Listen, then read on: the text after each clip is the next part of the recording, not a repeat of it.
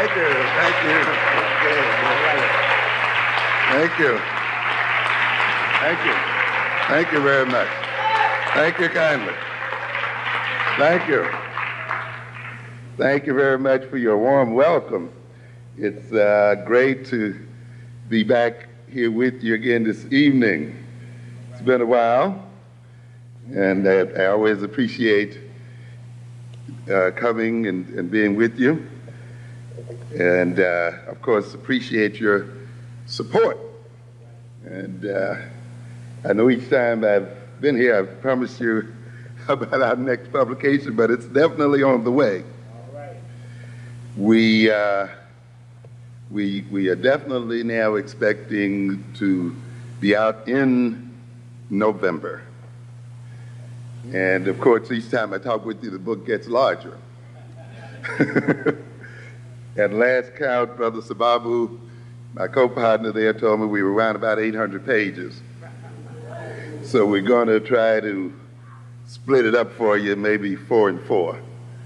Give you some good wintertime reading. But then in a way, it's when we recognize that we are as complicated as any other people. And one of the things sometimes we underestimate the degree to which we must address ourselves as a people. And too often we have people who think that our issues and the things that we have to deal with can be described in 25 words or less. And so there are people who think that we are small people and small-minded people, so they don't have to write sometimes some sizable material. If other nations and other people require libraries to deal with their issues, so do we. And the interesting thing about the upcoming book is that with that 800 pages, it's basically a survey looking at various areas of life. If you recall, we titled it Blueprint for Black Power. And we are essentially then trying to lay out a blueprint, a prescriptive book. Now we are coming into more and more into prescriptive type of writing, laying out very practical kinds of steps and very practical methods for achieving what it is we must achieve as African people. This means we have to cover a lot of territory. We are covering psychology, we are covering, of course, history, sociology, a great deal of political science, a great deal of economics, and related fields, anthropology and so forth, because all of these have to be combined in the process of nation building. And this is what we really have to be about, is the process of building a nation as a people.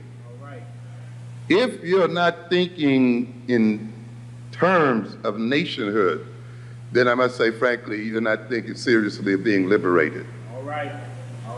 Trying to integrate and merge with our enemies is not going to solve our problem. And it's not going to happen, as a matter of fact. It is a fantasy that has kept us from taking care of business for far too long. The idea that we are going to one day be one with these people.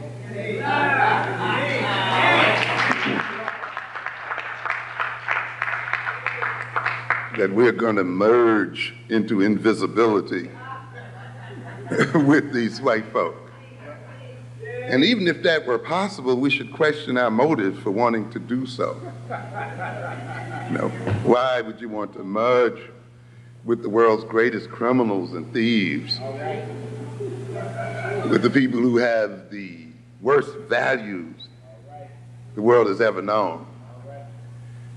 It amazes me sometimes how we can hear some of our parents telling our children we want to be just like them.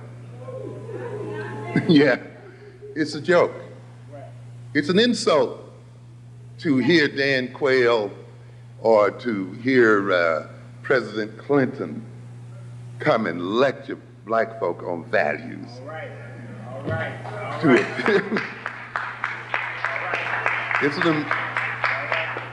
How dare we let these people into our churches to try to lecture us on values? Mm-hmm. It's an amazing situation to try to talk to us about values, to try to talk to us about population control. Another joke. Yeah. The first thing we think about when people talk about population control is the overproduction of African people. You know, so-called third world people. As I said, we can solve the overpopulation problem quickly if we could reduce the European population drastically. Mm-hmm. Yes, and people, of course, as I tell you, this world has to always be backwards, you see. The ones who need to be reduced most drastically have the world thinking the other way around. Because a good deal of the problem sometimes is not the number of people in the world, but the number of greedy people in the world. Where you have a so-called minority of people who consume the vast majority of the world's resources. This large population that they talk about could eat better if these people weren't eating everything up. And so, to a good extent, sometimes, to have more for everybody to eat, you have to get rid of the greedy ones. The ones who are over-consuming, who are taking the food out of other people's mouths, you see.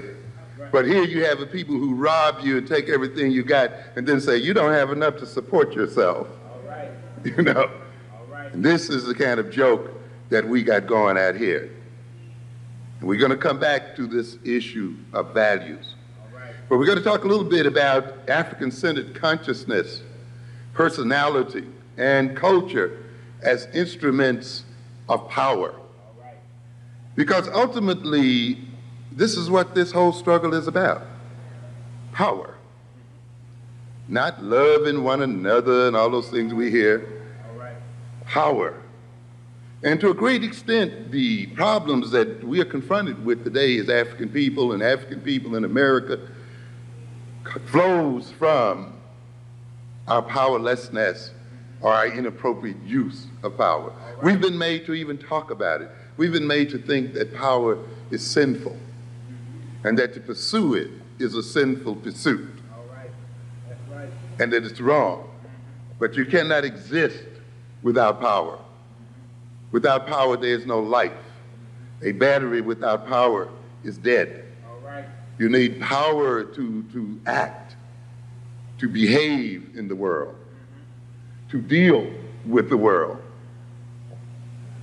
And consequently, then, we must interpret what we are about in terms of power.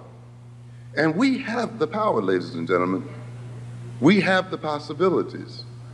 We just need to reorganize ourselves, reorganize our consciousness and our personality and our culture, and see them as instruments of power, and use them as instruments of power to transform our situation. So we should not look at consciousness as some abstraction. As I often tell people, the most practical thing you can have is a good theory, is a good concept to guide your behavior, to be used as an instrument to measure reality, as an instrument to test reality. A good theory then organizes the world and organizes one's approach to the world. It permits one to be able to evaluate the world in terms of where one wants to go and in terms of what one wants to do. To be without theory then is to approach the world on an ad hoc basis, you know, just to meet it here and there, and to not approach it in a systematic form. To live reactionarily, always reacting to what other people are doing, always being overwhelmed by events and overwhelmed by the future, instead of creating events and creating the future and making the future.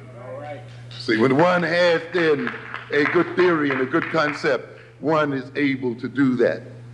Consciousness, without human consciousness, there is no world. It is the presence of human consciousness that brings meaning into the world. Without human beings in this world, conscious human beings in this world, in effect, there would not be a world. We bring the world into being through our consciousness. And through our consciousness, we create the world we live in. Out of the totality of reality, our consciousness cuts out a world that befits itself. In other words, the kind of world you exist in reflects the kind of consciousness that you have. And notice, if you change your consciousness or change your values and orientation, you enter into a different world. You interact with different people. People often that you didn't even know existed in the world. Social situations that you might not have even recognized until you entered into a new level of consciousness. You see people, say, for instance, who become addicted, say, to crack or something, and now enter into a whole world and enter into a whole social system that before they became addicted, they hardly noticed. They didn't know what it was all about. And they picked up new friends and new relations, whole new ways of acting, whole new purposes in life. They lost old friends, broke with old families, and all kinds of things. In other words, the consciousness, that addictive consciousness, brought into the world a new foreground and put other things into the background. Therefore, man's consciousness is a creative act. And the kind of consciousness you have will determine the kind of world you create. All right. And consequently, when you look at the world that we live in, African people, we must recognize to a great extent it is a world of our own creation. All right. It is a world that has been generated by the type of consciousness we've been permitted to be instilled in us as a people. All right. As I told you earlier today on the radio, we talk about the white man as having power. And I want you to recognize that power ultimately has to do with a relationship between people. And that the white man's so-called power is to a great extent based upon the nature of the relationship he has with the black man. We empower him by the nature of our own behavior and attitudes as a people. He cannot be, as I said earlier, what he is unless we are what we are. All right. I'm telling you. To a good extent, the European is our creation. All right. Yes. Mm-hmm. If we look at our behavior, we will see that to a good extent it is our behavior, our values, our consciousness, the kind of personalities we've established in ourselves, our tastes, our desires and needs that maintains the European in this position. All right. We talk about the civil rights movement and the apartheid system of the South. When blacks decided just to get out of the buses and walk, the system changed. All right. Yeah. When they just stopped sitting behind the white driver, just changing that relationship, All right. changed the nature of power in that system. When they decided then to walk side by side, when they decided to walk abreast and line themselves up, because they had not walked that way before, for the ends before, the relationship changed. When they kept their monies in their pockets, All right. when they sat on those stools and blocked the other people from them, All right. and changed the nature of the interactions between themselves and Europeans, the nature of the system changed. So therefore we have tremendous power. It depends upon how we align ourselves as a people and how we decide to relate to other people in the world, because they cannot have what they have unless we are who we are. And that is why we don't have to spend a great deal of time always appealing to them and analyzing them, because we can better appeal to our own sense of self and our own consciousness. And we waste a lot of time trying to transform them, when through transforming ourselves, they will be transformed automatically.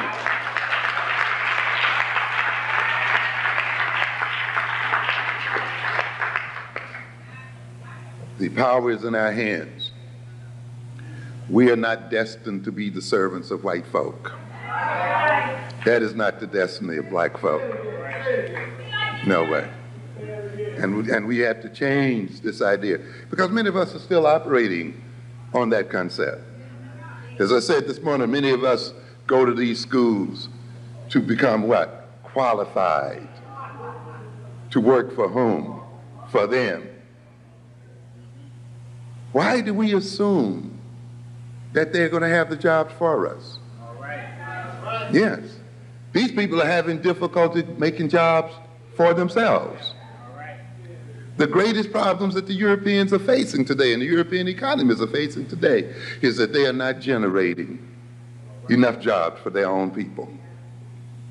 And even though America is bragging about the millions of jobs it's creating, those jobs are part-time jobs. The bulk of them are part-time jobs, low-wage jobs, and jobs that have little or no future. So when people talk about creating jobs, you got to ask what kind of jobs are being created. That is why, of course, this system is not investing in black education. It no longer needs black people to maintain its employment structure. You see it bringing in people from outside of the nation to be employed. You see it even is hiring in the world itself, in other nations and other places. Already it has reached the point where its need for black males is pretty much saturated. And it literally then is warehousing us in the jails and prisons and provoking us to kill each other and to destroy each other out here in these streets.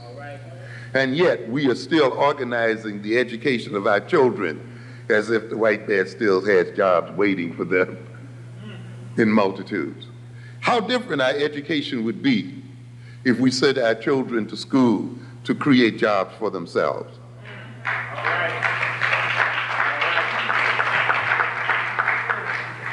To create their own economic and political systems, to see themselves as the major sources of their employment. As I remarked earlier today while we were in the radio station, I heard something about some people out here protesting for jobs and pushing these other people for jobs.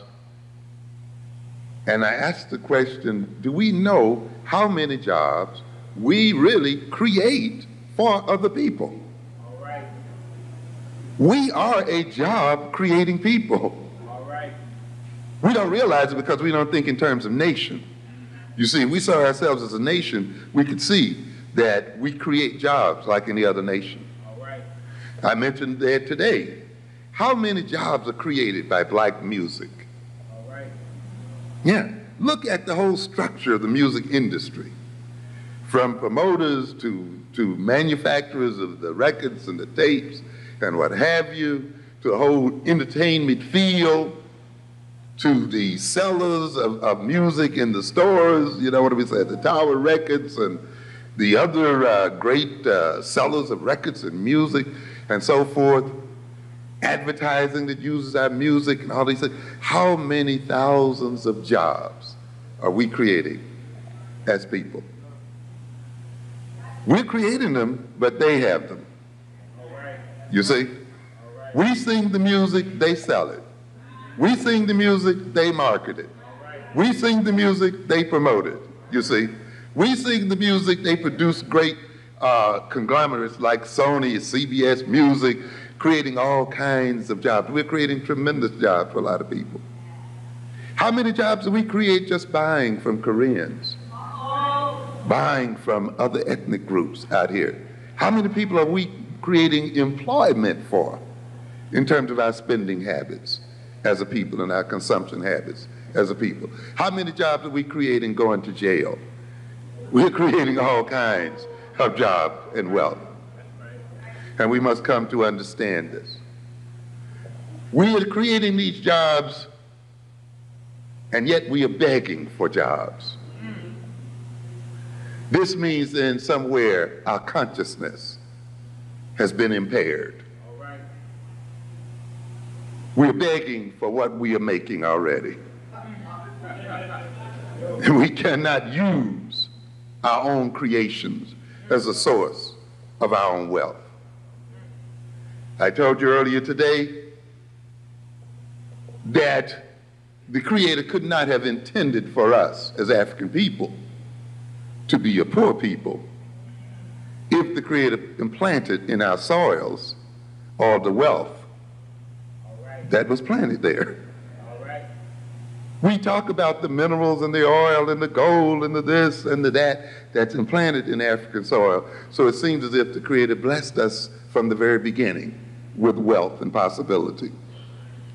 Therefore, for us to be going hungry over this wealth and to be starving in the midst of it and to be perceived as a dependent, indebted people while our wealth is being shipped out to other people, we're actually selling a lot of it for pennies and nickels and dimes and less, means that there is something wrong with our consciousness. Because ultimately, ladies and gentlemen, we've said what? That the wealth of a people is ultimately not in their land. But where is it? It's in the mind. The wealth of man is in his mind, in his consciousness. You got to look at it. And we mentioned the example of Japan. No mineral wealth to speak of whatsoever. Nothing at all. A nation, by the way, which is totally dependent. Of course, we get things backwards, don't we? We see ourselves as depending on Europeans when the reality is the other way around. When they depend on us and our soils and our people, we have to be backwards in order for this situation to be the way it is. Our reality has to be turned backwards, and we have to live in an almost permanent state of deception in order to be used the way we are used. The Japanese must depend on others for their vital resources, their oil, their timber, all of these things that they use to create their technology and so forth is taken from the soils of other people and then sold back to them. And yet they are seen as rich and powerful. And the peoples whose wealth they take or buy are seen as poor and poverty-stricken. Ultimately, then, you cannot rob or take from wealth from a what? Poor people. You cannot get wealth from a poverty-stricken people, people who have nothing you can get nothing from. So if you're getting all your diamonds and your gold and your magnesium and all this other stuff, then from African people, then African people must be what? Wealthy and rich. And therefore, if African people are poverty-stricken with this material wealth, then it must be because our consciousness as a people is impoverished. And we are suffering then an impoverishment of our mentality. As we said before, if you have a good mind, you can con another joker out of his land. You can con him out of his diamonds and his gold. And this is what the other people have done. They have used their mind and their cleverness and taken from us what they did not have originally. And therefore, consciousness is not an abstract concept. It is not a theoretical concept. It is a concept that is directly related to the reality one lives in and to the reality that one experiences. It is directly related to the type of life that one will live and does live. So I'm going to look at this for a minute, particularly the consciousness of Africans in America. I'm often somewhat amused and taken aback by the number of people in this society who claim that slavery occurred somewhere back there. And you got some so-called black conservatives who claim that slavery no longer influences the nature of African people. I wonder what those people have to conserve in the first place. Are they conserving power? They're conserving wealth? What does a black conservative conserve? You know, you have to conserve something. And since they have very little, if anything, they must only be conserving the system that has created their poverty to begin with. And you see them ultimately justifying the poverty of African people and justifying the political and social and economic subordination of African people in the name of some kind of higher principles. So slavery is not supposed, the experience of slavery is not supposed to be operating in the mentality of black folk. And you hear a lot of our youngsters will say that as well. How do you talk about slavery? That was back there. Or you know, whites talk about it. Well, you know, that was back there. We don't have anything to do with that anymore. You see.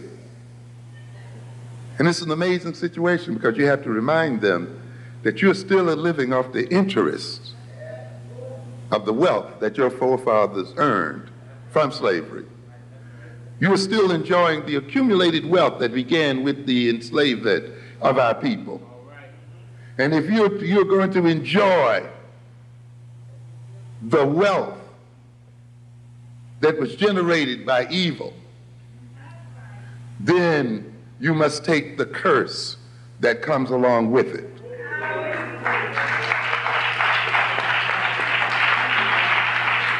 And therefore, even though you personally had nothing to do with it, but because you have received stolen goods, you must pay the price as well.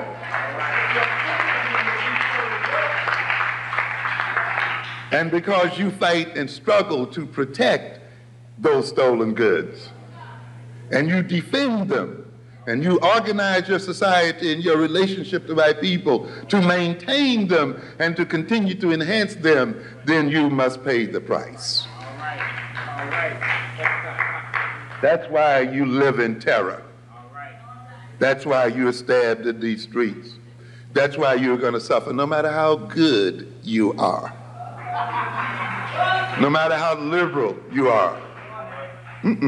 Ladies and gentlemen, when we behave as adults, we must recognize that our behavior will be visited upon our children, and that our children pay for our misbehavior. As we say, an act does not end at the point of its occurrence. It continues to reverberate into the future and down across the generations. And that's why when you behave in a particular way, you have to think in terms of 7 generations from your behavior as to how what you're going to do is going to affect those generations later on.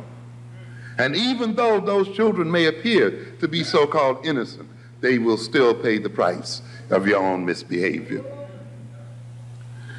This country whose parents and whose adults have misspent its treasure and And while they have enjoyed that treasure, ultimately their children will have to pay the taxes or will have to pay the price.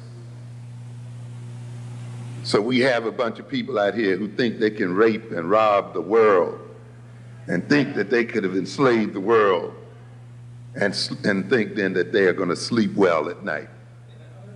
It doesn't work that way. So we have some of our people here who think then that slavery was back then and had nothing to do, and had nothing to do with them. Ladies and gentlemen, we've never escaped slavery. We still share the slave consciousness of our great-great-grandparents. We are of the same mind to a great extent that they were. We have not advanced beyond these people. How can I say that? I generally ask a series of questions. You say that slavery has nothing to do with you and slavery was back there. And I ask you the question then, what language do you speak?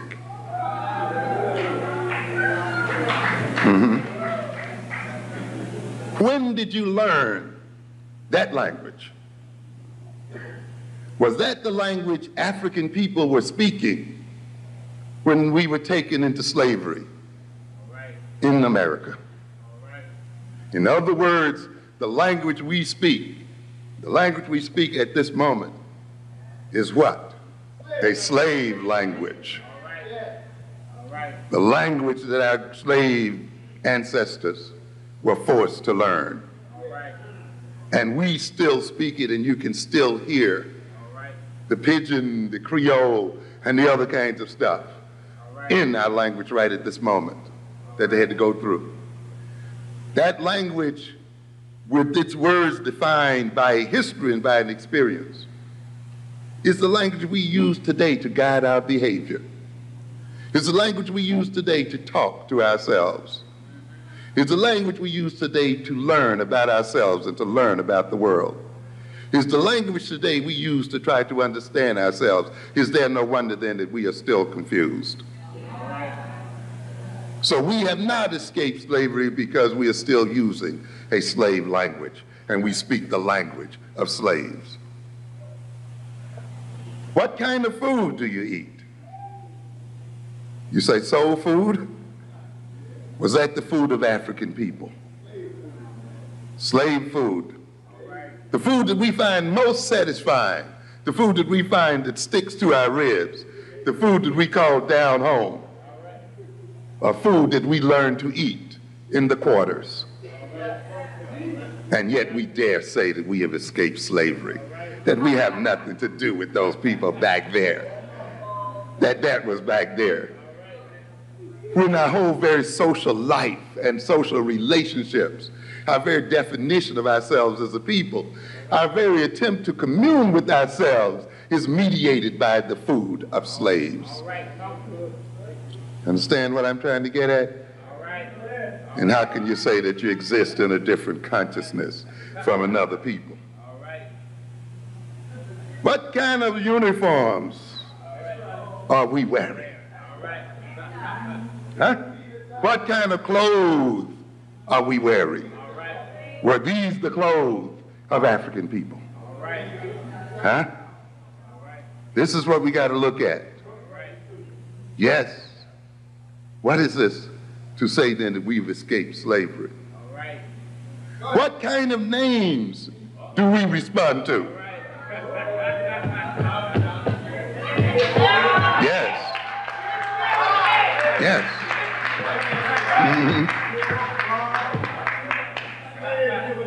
Tamikas and all these other things we got going out here. What kind of names do we identify with? Why is it that African names sound strange to us now as a people, and yet we dare say that we have a different consciousness from our great slave grandparents? How can we say that?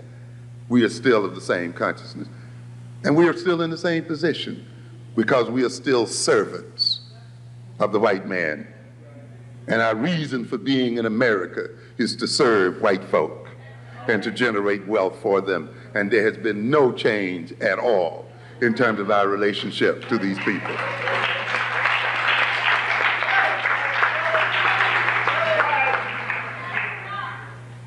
The values that we pursue are slave values and the values of servants.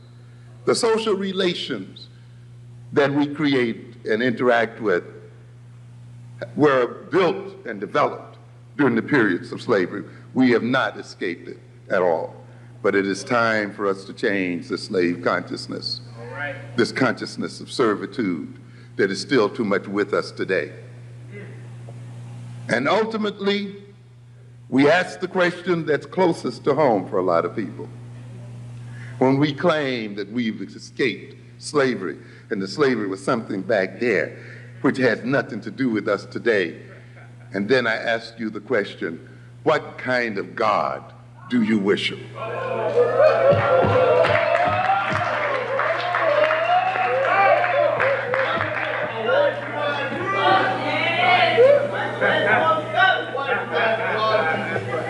What's the name of it? Who taught you to praise him? Was this the God you were praying to before you were brought to these shores? Was this the religion you had before you were brought to these shores? Can you name one African God?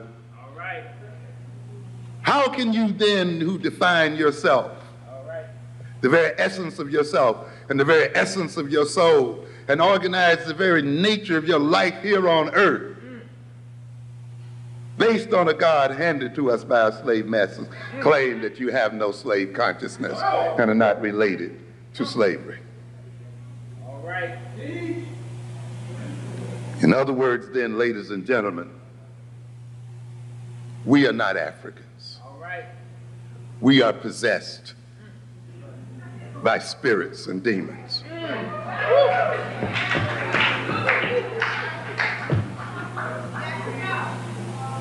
We have let another people's spirit take possession of our bodies and take possession of our minds. When we speak, it is not with our African voice. It is with the voice of that demonic presence that uses our lips to speak its own language. Yes. Yes, and we have to recognize this. We are possessed. And if we are to transform ourselves and to transform that the nature of our relationship with those who are our masters, we must engage in an exorcism and clear the devils out of our minds.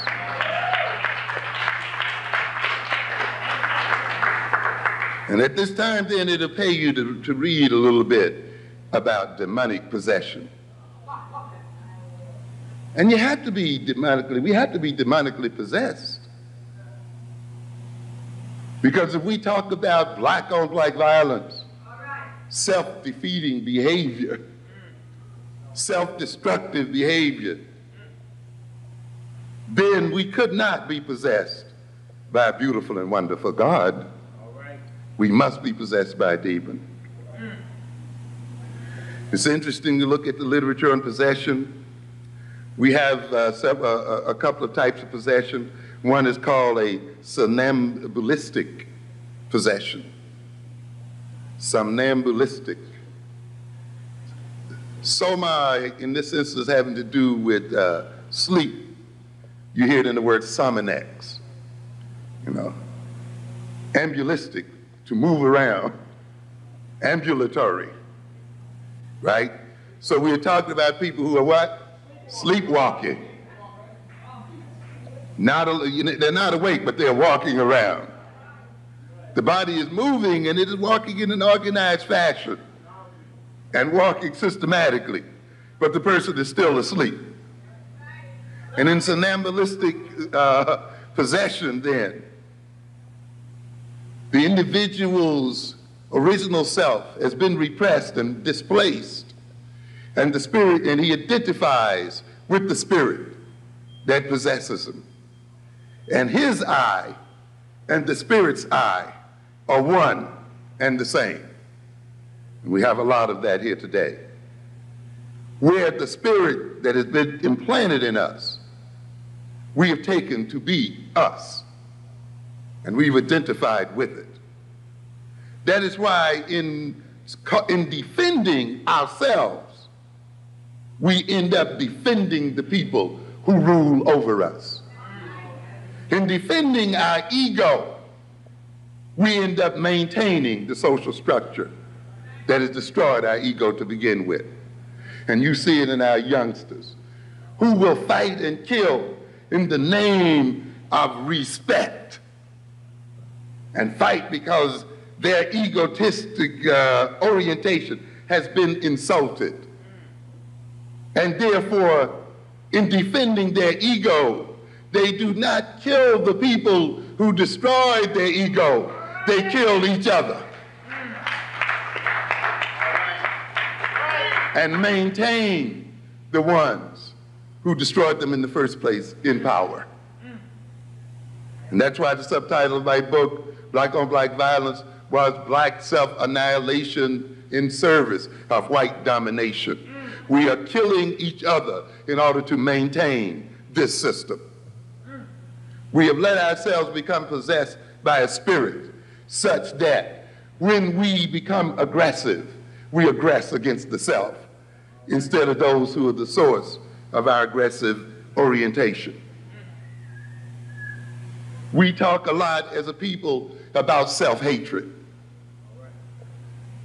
Self-hatred is a personality configuration.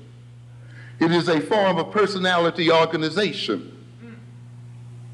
It is an orientation toward the world and toward oneself. Self-hatred, then, is the white man's greatest protection against being destroyed by the black man. To a good extent, self-hatred is the white man's defense mechanism, is the white man's form of self-defense. How can we say that? To a great extent, one function of the personality is to direct energy, to direct aggression, to channel aggression and energy and wishes and impulses in particular directions, to organize feelings, to organize energy, to achieve certain ends. Those things that we hate, often then when we are angry or hostile, we aggress against them, don't we? We attack them often. We destroy them. Then we have a problem, don't we? If we attack the things we hate, if we attack the things toward which we hold hostility, when we are overly frustrated and when we are angry, then what happens if that thing we hate is ourselves? It means then, ladies and gentlemen, that when we become frustrated and angered as a people, when we are overwrought by feelings of hostility, and our self-hating personality seeks to channel that hostility and channel that aggression, it's going to channel the aggression right back on to the self, because that's the thing we hate most. So consequently, black anger then becomes a conduit for black self-destruction, for black self-defeat. The object of our hostile, aggressive feelings becomes ourselves. And you can see then how the white man is protected by that personality structure, right? While he stokes our anger, while he stokes our hostility, while he stokes our frustration, and while we get mad and we want to strike out, when we decide to strike out and aggress, we strike out and aggress against the self. And by doing so, he is left untouched and unscathed. And therefore, our self-hatred becomes his principal means of defending himself and of maintaining himself. One of the things that frightened him most about the Ferguson case was that Ferguson's self-hatred mechanism broke down.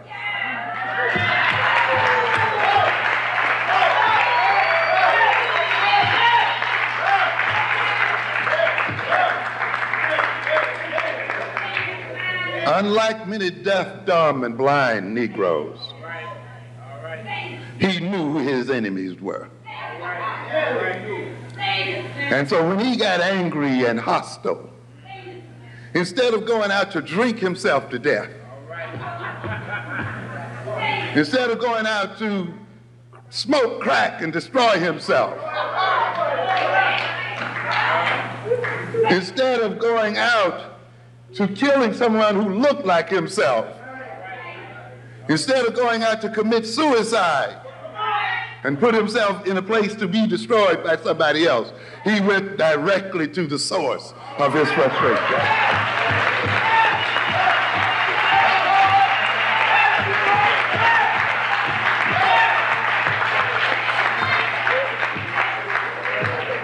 And this is what frightened those people. They were wondering how many more are there like that, and are they increasing? Yes. So you can see why the seed of self-hatred is planted in the minds of the black man.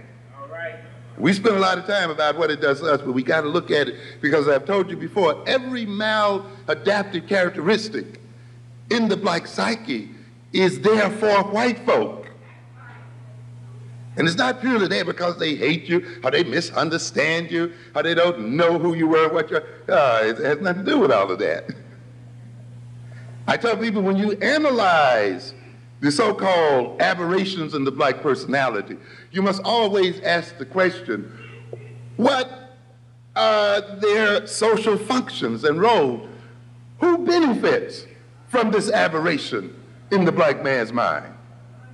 What is the social and political and economic benefits, and for whom?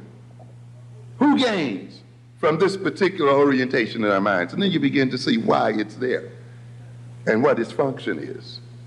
And so every complaint we have about ourselves has a political, economic, and social intent beneficial to white folk and detrimental to ourselves.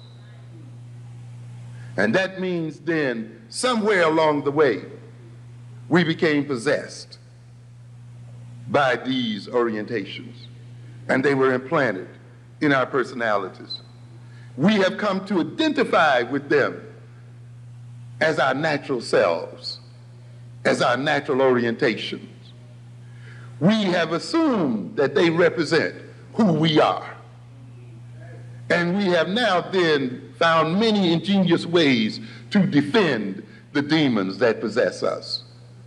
And ultimately then, those demons destroy us and have us destroy others like ourselves.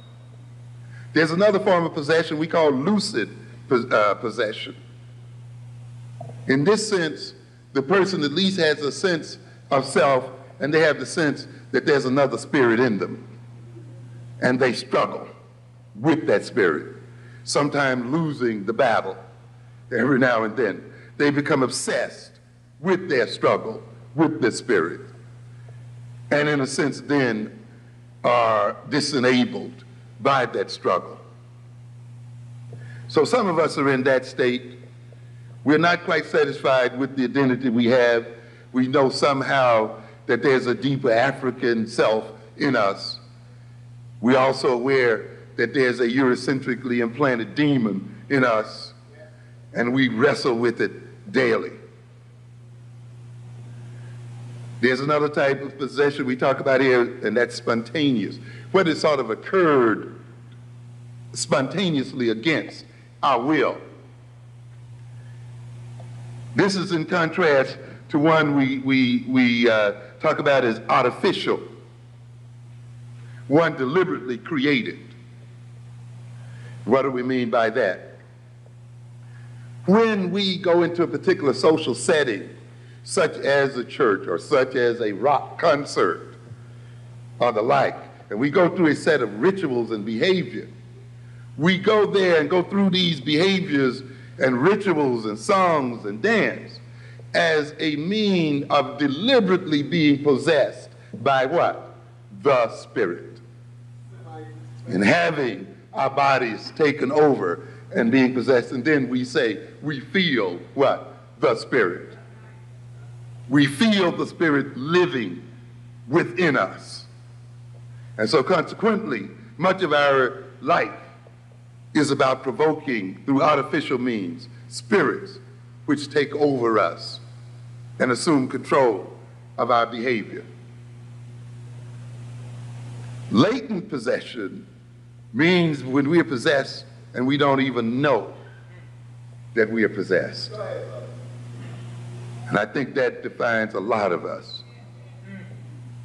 We're not even aware, and those are the hardest ones to break through, because they don't sense any kind of split within the personality.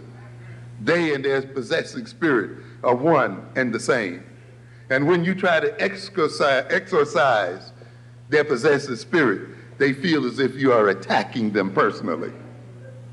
And in defending their person, they defend the spirit that possesses them. Let's be a little more concrete, and I want to just give you an example of what I mean by this. You know, and in the literature, we talk about these spirits as what we call the incubi and the succubi. The spirit that lies in the body or lies on the body, the incubus, and the one that lies under the spirit, the succubus. When we talk about this spirit, though, that possesses us, when we talk about this spirit that the European implanted in us in terms of the language, in terms of the food, in terms of the religion, in terms of the values, in terms of the social relations, in terms of the name, we are talking about a spirit that's just not a spookish entity in ourselves. It actually incarnates in us. What do we talk when we talk about incarnate? We are dealing with the Latin root carnes, which has to do with what? Meat, flesh. In other words, the spirit comes to dwell in our very flesh and comes to sculpt our very bodies. And therefore, the spirit is a physical thing as much as it is a psychological thing. The bodies that we have tonight, ladies and gentlemen, are bodies that have been created by the European experience and are not our natural bodies as African people. Just as the surface of our bodies reflect the influence of another people, the very internal nature and the physiology of our bodies reflect those people as well. That's why when you get rid of them, you're going to have a healing experience.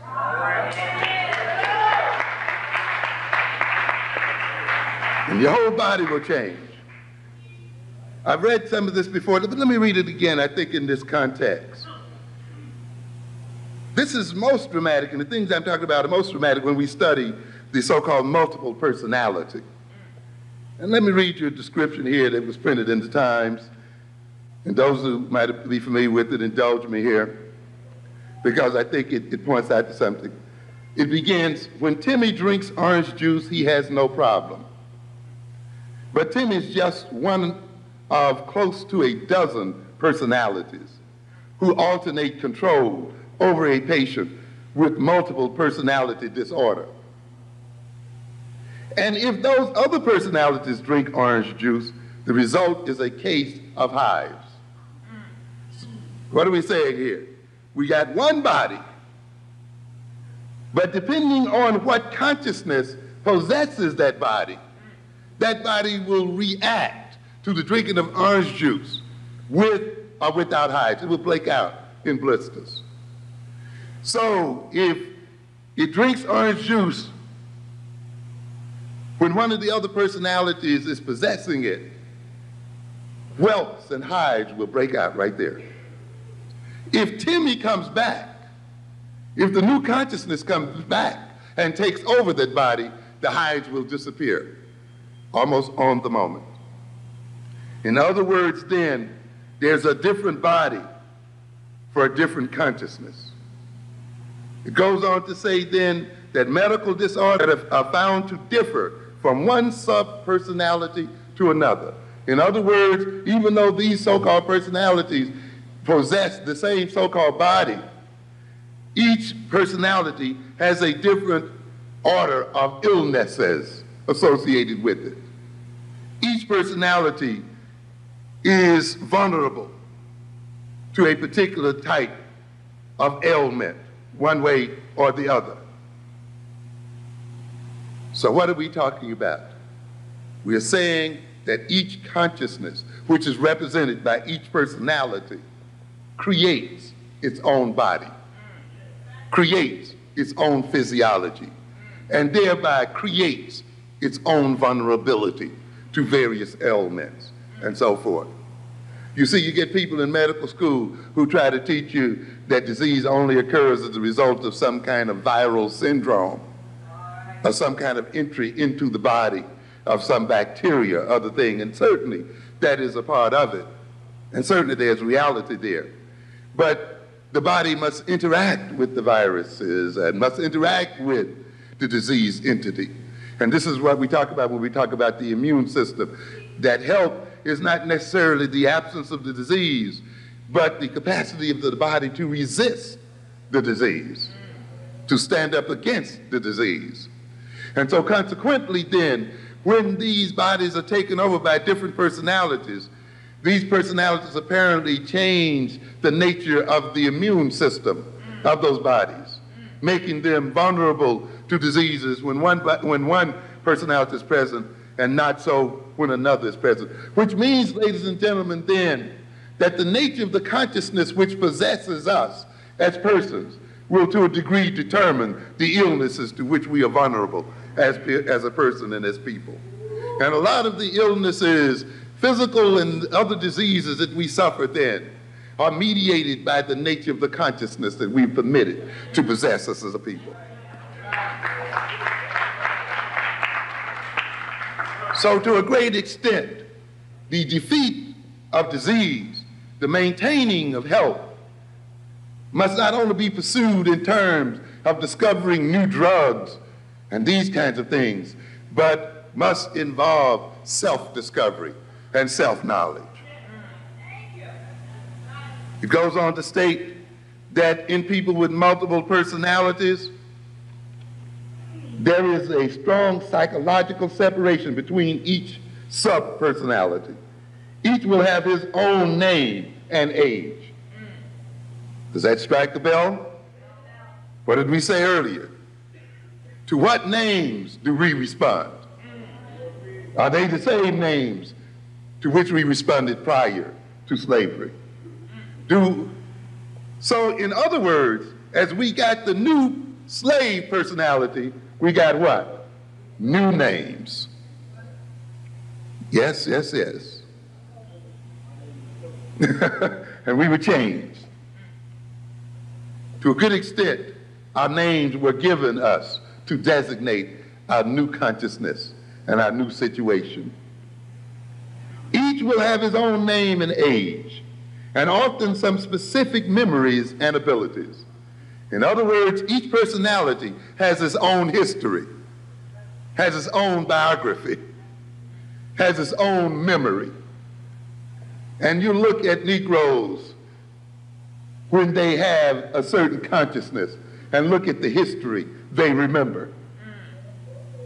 Look at the things that they keep in their memories and look at the histories they study and identify with. Look at them fight African history. All right. Yes. Look at them want to identify with the history of Europeans. Look at them wanting to define themselves in terms of that history. And look at them having memories only for that history. Look at those Africans who are still under the possessive influence of the European implanted spirit and know that they have little or no knowledge of African history, and therefore little or no knowledge of their own history as a person and an individual. So there's a consistency between the consciousness and the history that a person has and the memory that an individual has. They frequently, for example, personalities differ in handwriting, artistic talent, or even in knowledge of foreign languages. Speak a different language depending on the personality that's in there. Multiple personalities typically develop in people who were severely and repeatedly abused as children, apparently as a means to protect themselves against the pain of abuse. Does that strike another note in you?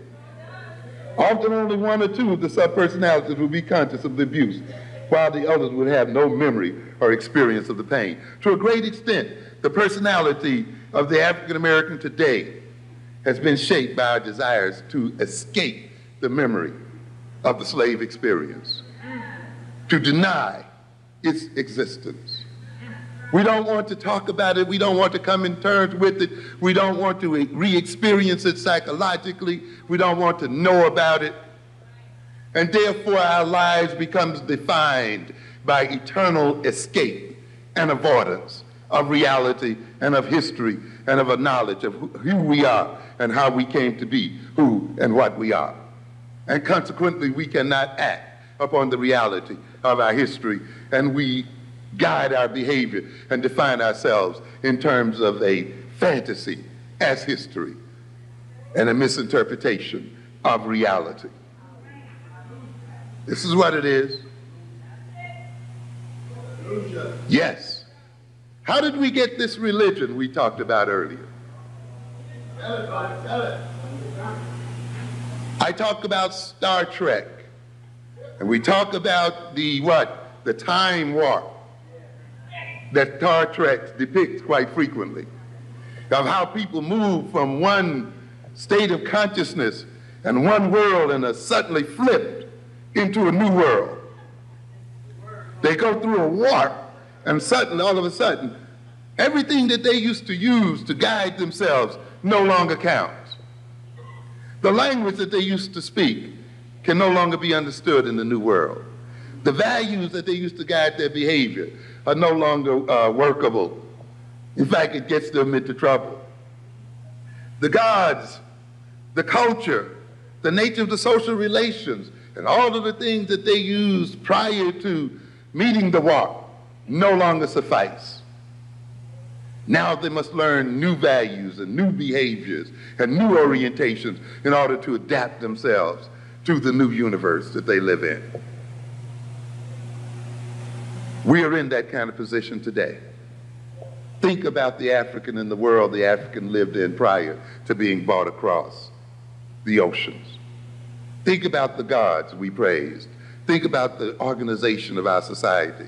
Think about the languages that we spoke, the food that we ate, the dress that we wore, the music, the song, the dance, and all of those things that defined us as African people. And think how horrendous it must have been for us to be thrown into this world where there was a whole new language, a whole new social hierarchy, a whole new set of authorities, people pushing you around who you don't understand, people who are putting strange tools in your hands, people who are trying to get you to relate to them and to relate to each other in a very different kind of way from what you're used to relating to. Think about the stress and the confusion, and think about the abuse.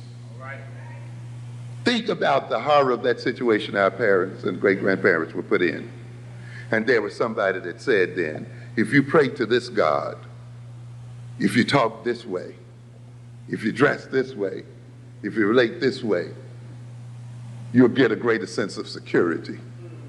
Your anxiety will be reduced. You will feel good, and you'll be able to withstand the pain of your existence. And the God then that I'm going to hand you is one that I have created for you. And a theology that comes with it is one that I have created so that you will continue to serve me as you continue to serve it. And we come to believe in the veracity of that God and that religion. Why? Because we feel so secure when we follow it. And we feel so relieved when we follow it. And yet we wonder why, despite all of our prayers, despite all of our devotion, we still suffer the way we do. I often ask the question,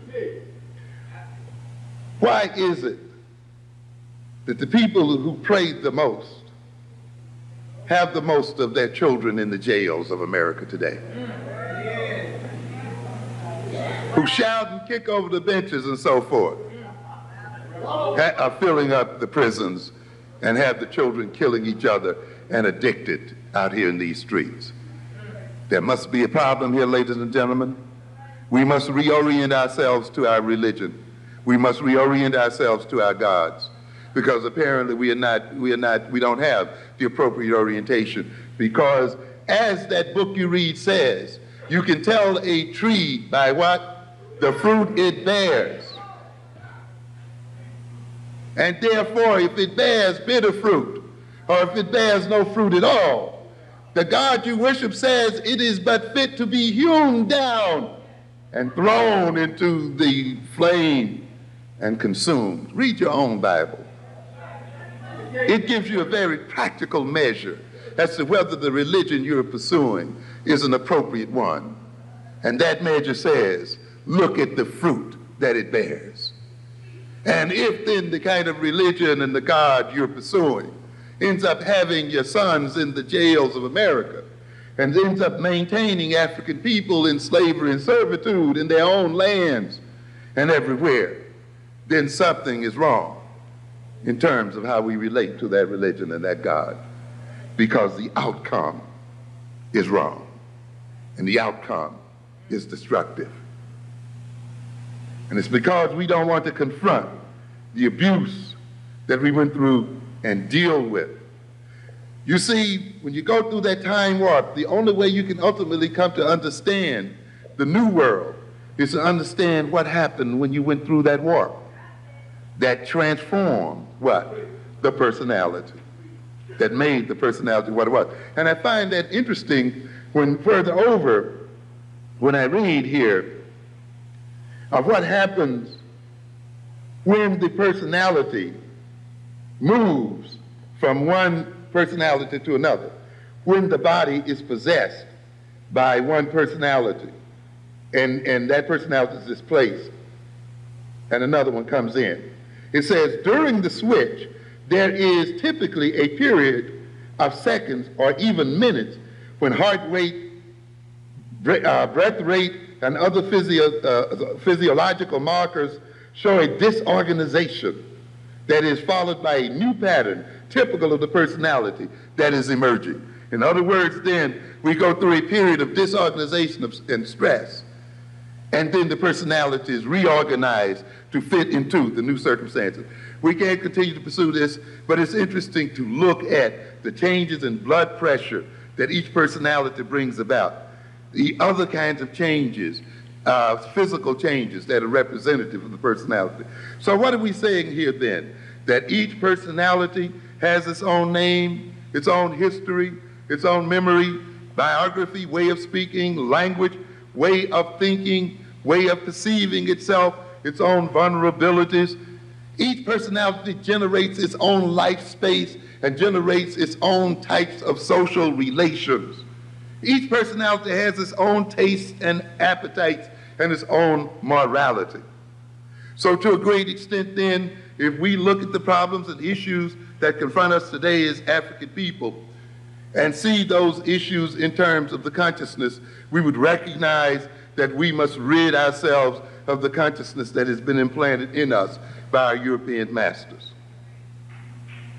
One other thing I want to bring about in this situation, we notice that if you engage people in behavior therapy and you scan their brains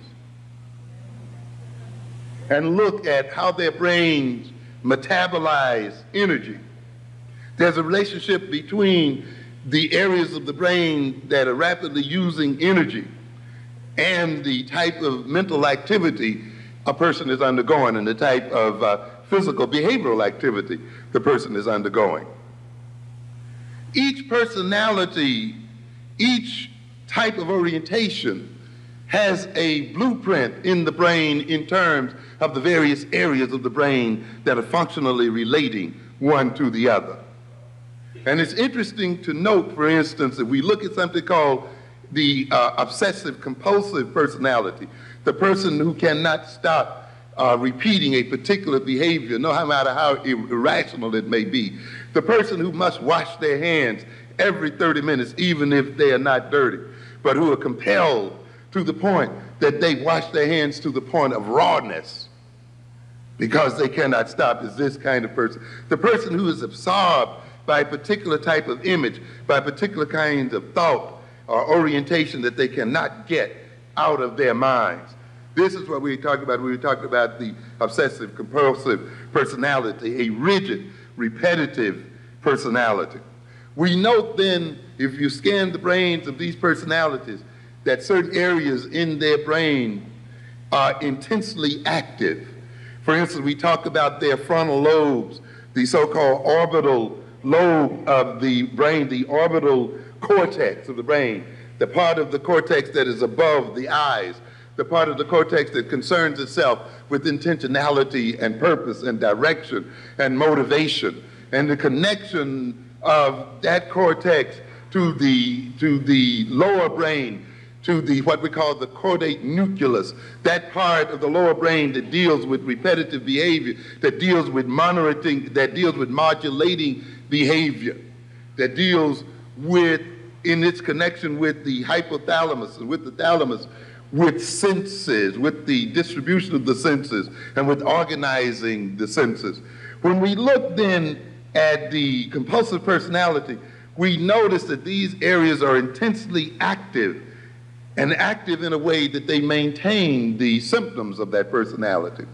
It has been shown then that when these people take a drug such as Prozac, the intensity of and they respond to them in a way that their symptoms are relieved, the intensity of the interaction between these three brain areas is decreased or delinked.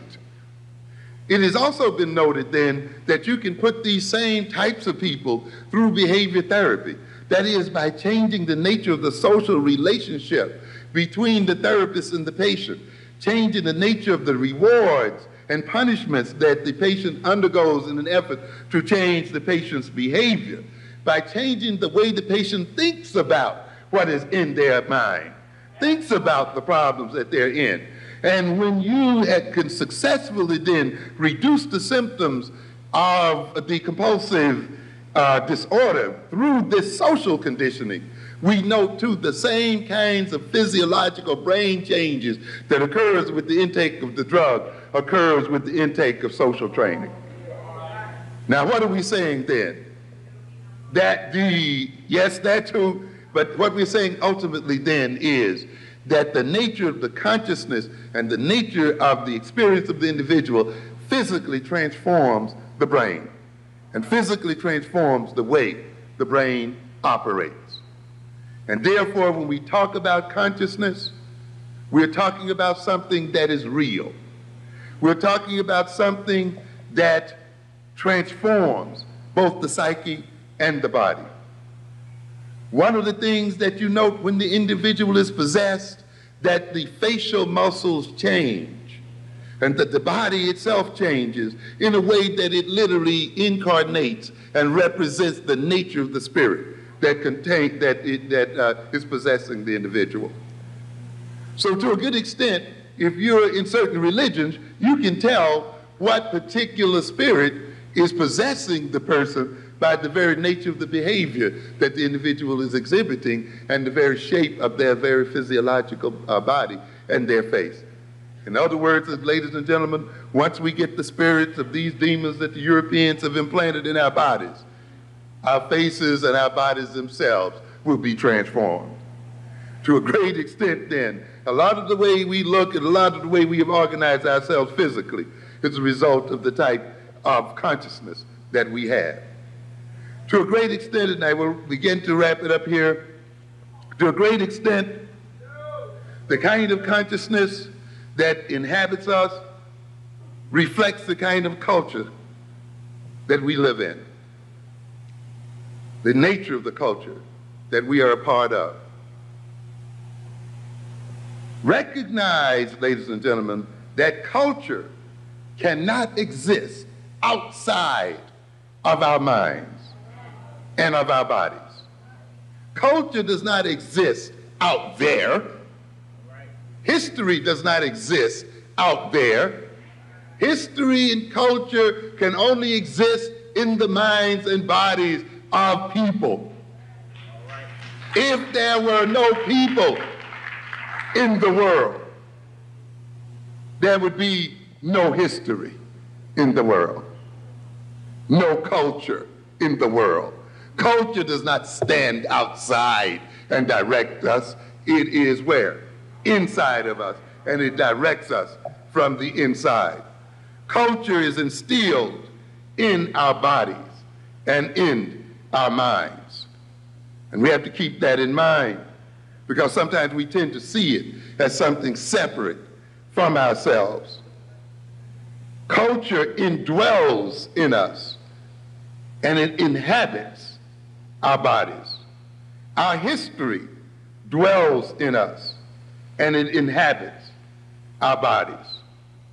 We reflect our history, and we reproduce our history when that history becomes a part of us and is one with us.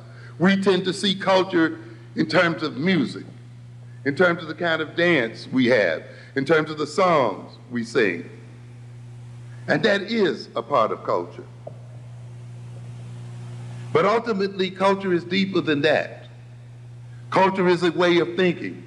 Ultimately, culture is a conspiracy. That is, it is a means by which a group of people organize the way they think, organize the way they believe, organize the way they see the world, so as to create a consciousness by which they can cooperate in achieving certain ends, so that they can mutually aid each other and gain ends that they cannot gain as separate individuals. So culture is an instrument of power. The individual through culture extends his power, and the culture extends the power of the group. When we talk about music and song and dance, what we are talking about here then is how culture ultimately comes to be implanted in our bodies. You see, we tend to look at song and dance and music as entertainment. And this is our serious mistake. Amen. We have a lot of our youth out there looking at music as mere entertainment. When we say that we are being enculturated, it means that a spirit is being implanted in us by the culture. It means our group is instilling in our bodies and in our minds a possessing spirit such that when our culture calls our name, we respond to it. When our culture is in need of defense and support, we then defend it and support it because we are at one with it. In other words, why does the black man respond to the white man? Why does the black man serve the white man? Why does everything the black man do benefit the white man? Why does the black man say freedom is doing what I want to do? And why is it that everything he wants to do enriches the European? Why is it that our youth say that they are being free and that they're doing what they want to do and they're expressing themselves, and it involves buying a $100 pair of sneakers from white folk? Yes. Yes. All of this kind of stuff. Why? Because the spirit that is implanted in the human mind and in the human psyche is there to only respond to its creator and to its master.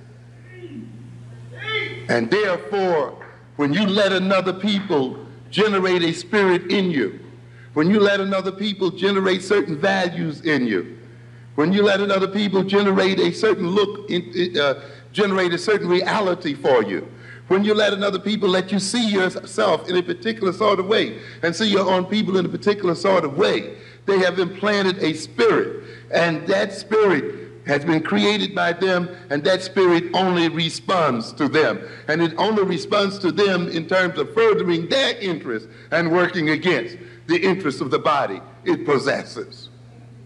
And this is why there's that self-destructive spirit in us. Because the demon that possesses a body is not there for that body. It is there for the creator that placed it there. And if necessary to obey its creator, it destroys that body. It will destroy the body it inhabits. The taste that that spirit has will be taste that can only be satisfied by buying from its master creator. The values that that spirit wishes to satisfy and realize can only be realized by going through the aegis of the master that created it. That is why every value and every taste and every desire and every need that provokes us, every one of these things that we seek to desire, ends up having us going through white folk. And that's why we think we need them. And every time we satisfy them, they in some way benefit in our seeking satisfaction. Because the demon that we call ourselves is answering to the call of its master. So a culture creates its own possessing spirits and enculturates and inculcates those spirits into the bodies of its members, so that those members, in defending their own egos, in defending their own interests, in defending what they perceive as their own needs, in satisfying their own taste, in satisfying their own values, satisfy the needs of the culture, enrich the culture, empower the culture, defend the culture, advance the interests of the culture. And how then does the culture implant its spirit into its members? It does it in a very strong and primordial way. It uses vehicles. And one of the major vehicles that's used is music, rhythm, song, dance. A culture involves people moving what? Together, in tandem, in rhythm. It involves them having the same temporal sense, the same kind of time clock, so that they can move in synchrony, one with the other. And music is about synchrony. Poetry is about synchrony. Song is about synchrony. Music is about symbols. And you see, ultimately, it is through symbols that you evoke behavior from people. So when a culture creates symbols, those symbols are designed to evoke particular types of reactions and feelings and moods in its members. And a culture establishes the potency of those symbols through ritual, through song, and through dance. And one of the best ways then to inculcate cultural values A cultural spirit is through entertainment. Is while the members are being entertained, while they are feeling good, the song is carrying the cultural values into the mind and into the body. The lyrics that represent the cultural interest, the lyrics that represent cultural values are being carried on the vehicle of the music, carried through the vehicle of the poetry. The togetherness, the cooperativeness, the mutual movement together and the synchrony of the culture is being entrained through the music and through the rhythm of the dance. Therefore, you see, when you let another over your music, when you let another people take over your dance and attach their content to it, they will use your own music and your own dance and your own rap lyrics and your own poetry and your own cultural symbols to carry their message into your body and into your mind, such that you can only respond then to their beck and call and to their wishes. And you see then, yes, you see then that they get you to buy those sneakers and they get you to buy all of those things by what? Associating them with your what? Your music, with your cultural symbols, you see, with your poetry, with your rhythms. And so they attach their content to our rhythm, their content to our song. Yes. But in a way, they take our own instruments and turn them against the self. Notice how quickly, when one of our youngsters was rhyming, "Kill the police," that kind of content was washed right out immediately. Yes. But what washout occurs when they sing about shooting each other with their Glocks and the other things? When their contents of self-destructiveness ride on the rhythm of their song and of their dance. And when the symbols are loaded then with self-destructive elements and content. So what are we saying here then? That enculturation is the process of building in responsivity and ultimately responsibility, the ability to respond to a particular call. And we then have appropriately enculturated ourselves when we can respond to our own culture and to our own values and to our own needs. One other thing here then, as we rapidly bring these things to a close, we have to look at personality in this light as well. We think our personality is ours. You must recognize, ladies and gentlemen, that the human being is a social animal. We exist in society. We exist in groups. We are born dependent, not independent. We have long periods of dependency.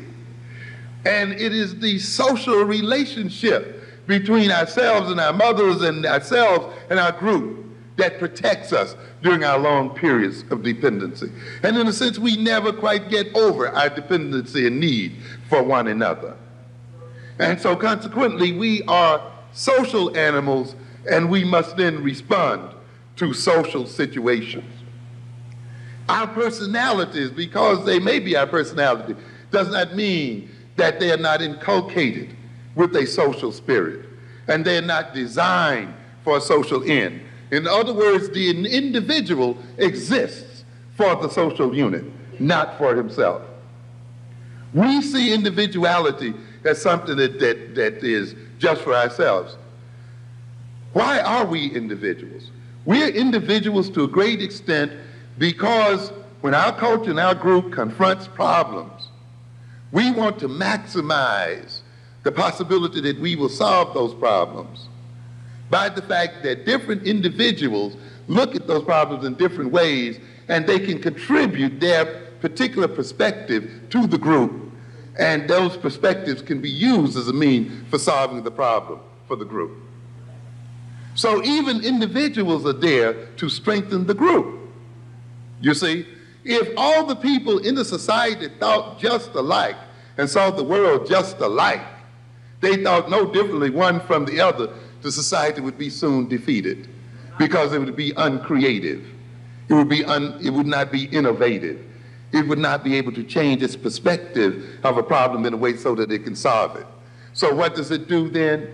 It creates individuals. It's like the reasons why we have genetic variations. We say no matter how intense a plague may be in a nation or a people, there are always one or two people left standing. Because in some way or another, their genetic structure has permitted them to withstand the plague. And as long as we got a few of those survivors left, and as long as they can reproduce, the race continues and goes on. But if the race had all exactly the same genetic structure, then a plague would wipe out the total race and the species would cease to exist. And the same thing then operates in terms of differences in personalities. We differ in personality ultimately because these differences contribute to the survival of the species. And therefore our differences are here to maintain the whole.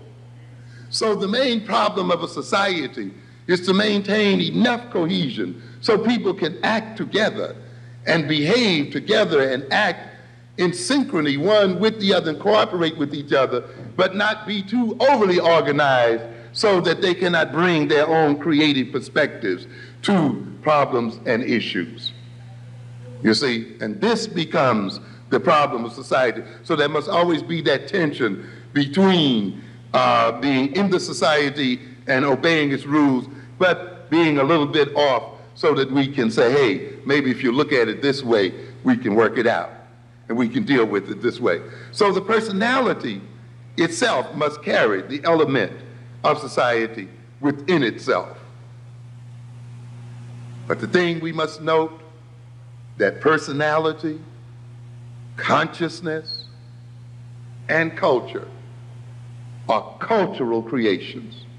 And the type of culture that people exhibit and the type of consciousness we exhibit and the type of personality we exhibit reflects the type of history and experience we've undergone as people.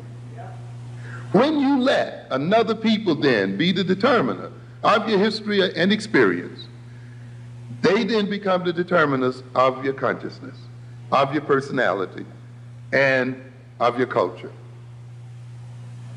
Ultimately, we must recognize that we use consciousness to deal with the world. Culture is an adaptative tool. It's an instrument by which we deal with reality, by which we adapt to reality, and by which we adapt reality to ourselves. The kind of consciousness we have will determine how we deal with reality. Consciousness then will, in the fact that it determines how we are going to deal with reality, how we change reality, then is a power. Because ultimately, power is about enabling something to take place. The ability to do something, the ability to change something, the ability to adapt, the ability to defend oneself, the ability to change oneself in order to solve a problem. This is what culture is about. Culture is not static. Culture is not stuck in one place. Culture itself must reconstruct itself if the system in which it exists is reconstructed and rearranged. That is why some of us get in trouble, because we want to find an African culture stuck somewhere back in the 13th century and want to apply it to ourselves at this point in a different context. African culture is not a culture stuck in place and time. African culture is constantly changing and evolving because the context in which African people live changes and evolves. What makes it African culture is that it operates in the interest of African people. It is designed to advance African people. And therefore, the consciousness must be measured in terms of the degree to which it maintains our survival and advances our interests and puts us at the center of our concerns and at the center of our purposes. When then we talk about black culture, make sure we're not talking about a reactionary culture, a culture that has been generated by our reaction to our abuse by white folk and to our control and domination of white folk. Because it's a good part of what we call black culture that we need to exorcise from our psyches so that we can evolve a culture, and an African-centered culture, to advance our interests as a people. Another very important aspect then of consciousness is what we call values. Those things that we prefer, those things that we see as right, those things that we think we should need, those things, the pursuit of which determines our behavior, organizes our minds. Values are what I call the directional factors of consciousness. What are we talking about here? When you value something, and that value is implanted in your brain, the brain calls forth all of its resources, all of the contents that it has, the knowledge it has available to it, the behavioral skills it has available to it, the cognitive skills, the thinking skills and things like that it has available to it, and organizes those things and relates those things one to each other in such a way that the value can be achieved. When we then think about something that we value and we want to realize something that we value, we consciously or unconsciously assess our minds and say, do I have the relevant knowledge? Do I have the relevant skills? Do I have the relevant thinking and cognitive skills so that we can organize these knowledge and skills in a way that we can achieve those values? If we believe we have those skills, if we believe we have the content, if we appropriately organize those contents through thought, then we pursue those values. And chances are we may realize those values. If though we have those values and we assess ourselves, we recognize that we don't have the appropriate skills, we don't have the appropriate knowledge and content, we don't have the appropriate thought styles and so forth, we then say, well, maybe we should develop the requisite skills. Maybe we should learn the requisite knowledge. Maybe we should develop the means of thinking. And once we do this, we will then organize them in a way to achieve our values. Once we then have values and are guided by values, and those values guide those skills and contents and so forth, we are empowered to realize those values. And therefore, values are a type of power. Where am I going with this? I'm going with this to say this. If values are a type of power, if values are the things that guide our behavior, if culture is a type of power, and consciousness is a type of power, and personality is a type of power, if we let another people determine the nature of our consciousness, our personality, and our values, they then gain power over us. If consciousness, culture, personality, and values are instruments of power, they then use our consciousness, our values, our culture as their instruments of power. How does this work out in reality? They take our cultural products, our music, our song, and use them as their instruments of power. Yes, and benefit from them. So then, what is an African-centered consciousness? An African-centered consciousness is one that is based on African-centered content, based on African-centered knowledge, based on African-centered values, based on an African-centered consciousness. To the degree that our consciousness is based on African-centered values and so forth, we are empowered as African people. To the degree those values and consciousness are determined by other people, we become their instruments of power, and they use us against ourselves.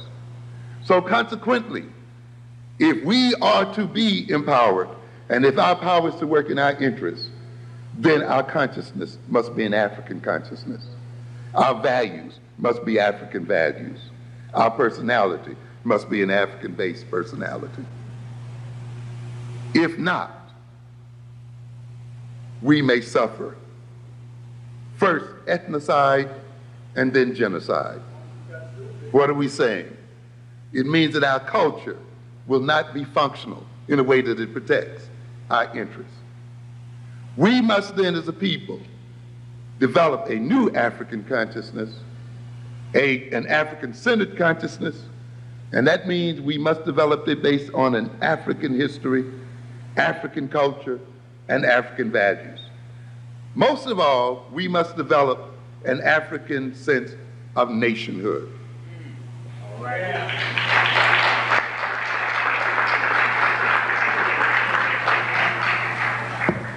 To a great extent, many of the problems we suffer today is a result of the fact that we do not see ourselves as a nation.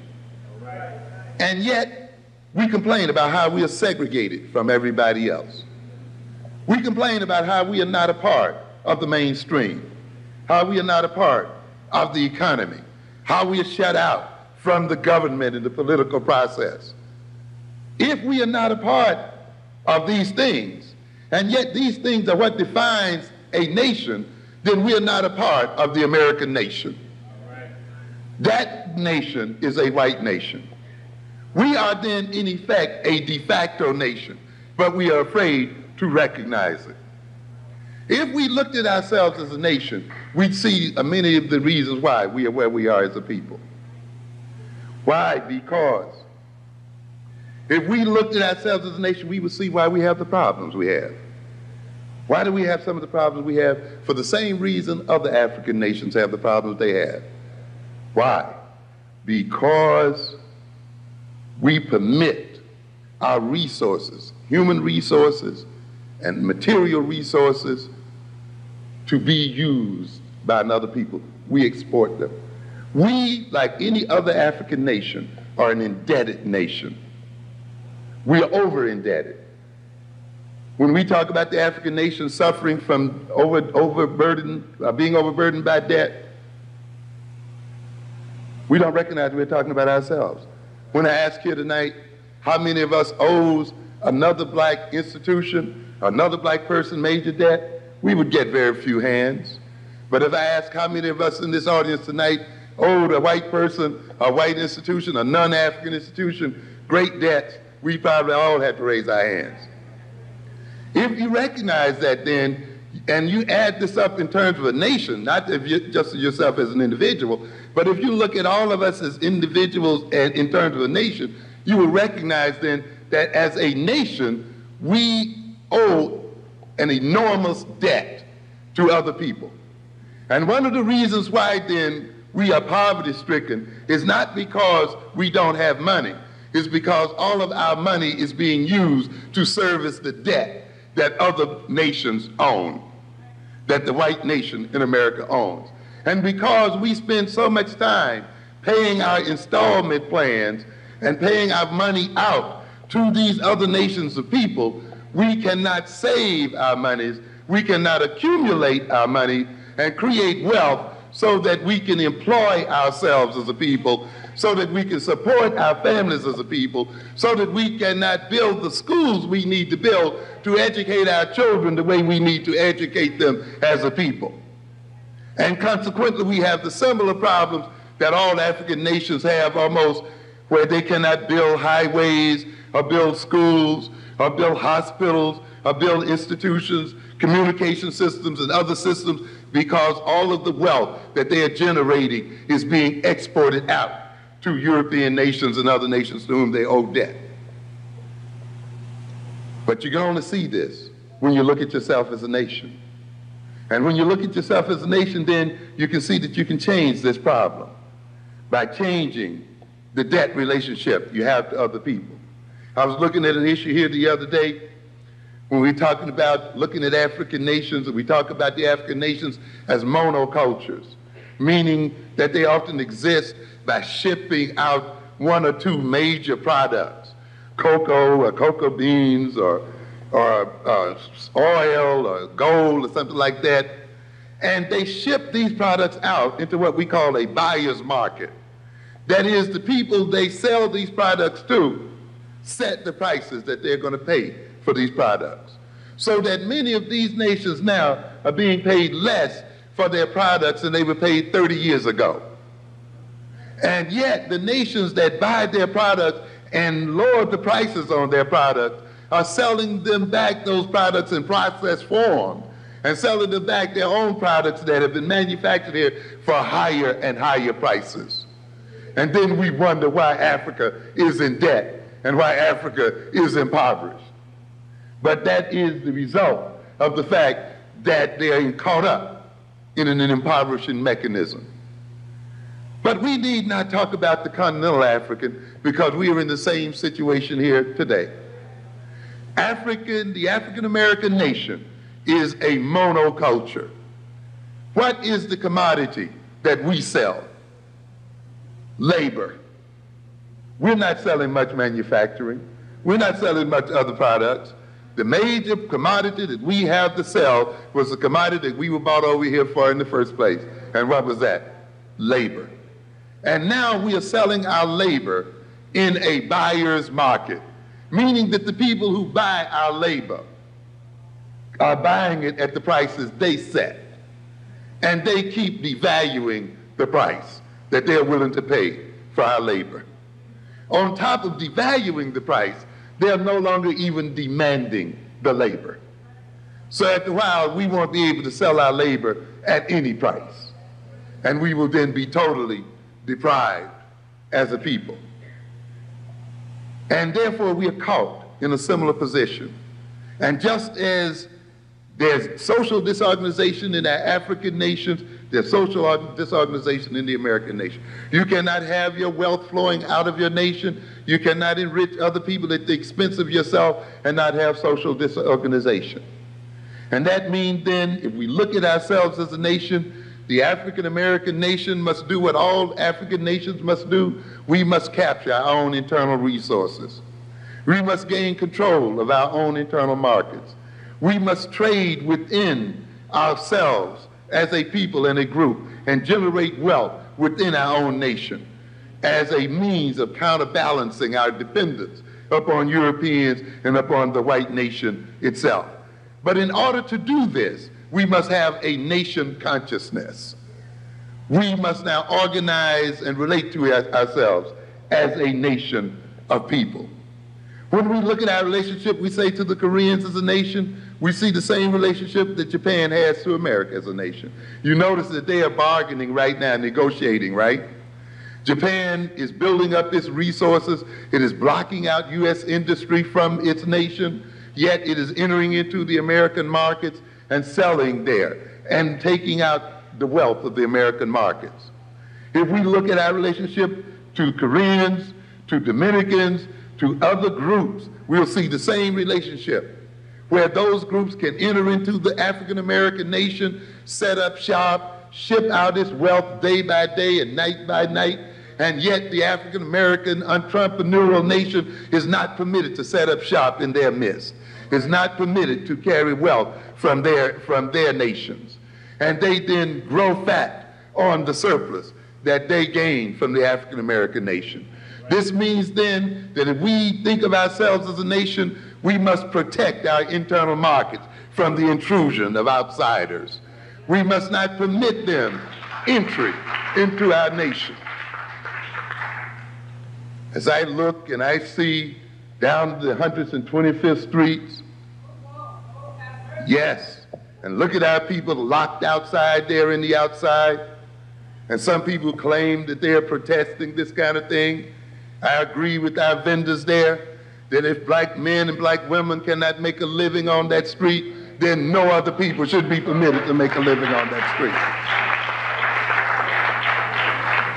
We are not obligated in any kind of way to feed the children of other people before we feed our own. But it's only if you think in terms of nationhood that you can resolve this kind of problem. We have tremendous possibilities as a black nation that we don't know where. You can see these white boys over there pursuing China, don't you? Right? They're over to China, knocking over each other to get to it. What is the China market worth to the European? You know what the China market is worth to the European? $500 billion at this point. Do you know what the black market is worth to the European here in America? $400 billion. Our market is worth as much as the Chinese market, the Mexican market, which they've drawn up to bring in NAFTA. It is worth as much, and is worth more than the market of Canada. You know? We are not able to place conditions on their entry into our markets by saying, if you enter here, you are going to pay taxes. If you enter here, you're going to leave something here. If you enter here, you're going to leave money in the institutions. You're going to contribute to our schools. You're going to contribute to our recreational centers. You're going to contribute to the employment of our people and to the stability of our families. If you cannot contribute to these things, if you cannot create jobs, if you cannot contribute to the education of our people, then we cannot permit you to operate within our borders. This is the way a nation runs. You don't let another people walk in and have their way and walk out and leave you impoverished as a people in the name of a free market. There's no such thing as a free market. Yeah, that's white folks' propaganda. Free and open market. No free market. They force people into that market. Castro was not free to say, I don't want to be a part of it. When he said, I don't want to be a part of it, they did what? Embargoed him and locked him out. The Japanese, in the early part of the century, said, we don't want to be a part of your market. What did the United States do? Sent Admiral Perry in there and blasted those markets open. What free markets do you have there? There are no such things as free markets. And when you learn that, you're going to be the better for it.